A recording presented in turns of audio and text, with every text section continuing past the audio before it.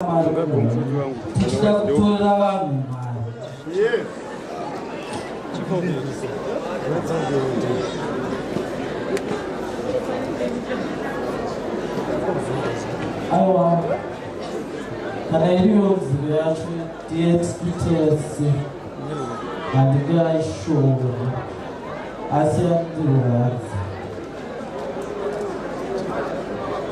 plans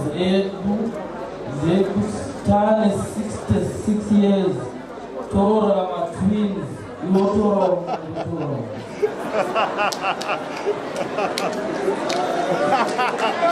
66 years old.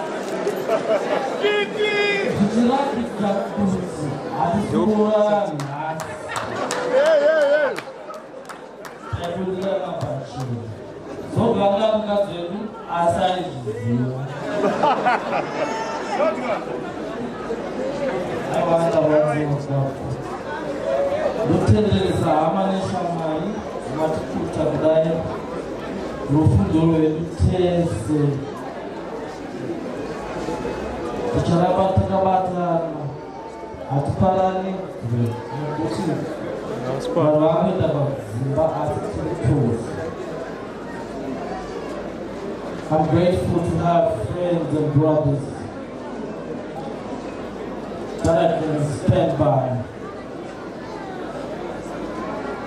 who stand as firm as we can.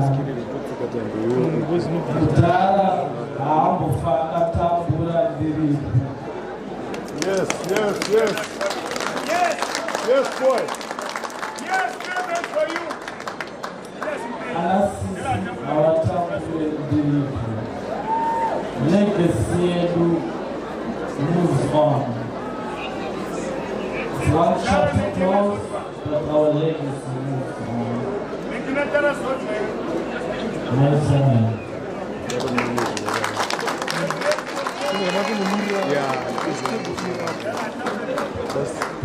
So you don't trip on it.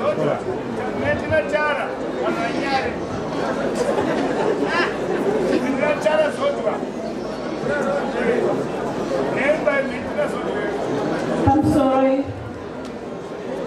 I shut up with Pittsburgh. On behalf of Shaman MC.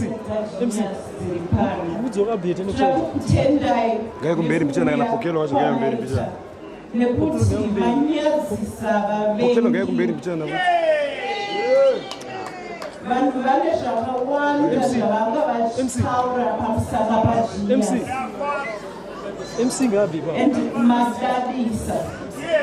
The Shaman is a genius strong of Tendai. It's okay there.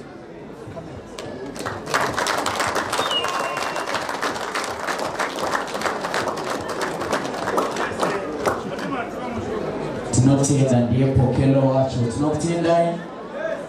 Thank you so much. Ngatwaro irimo kwa chitora nzvimbo dzavo. Vavata zvigare basa hombe kuti program inofambe zvakanaka.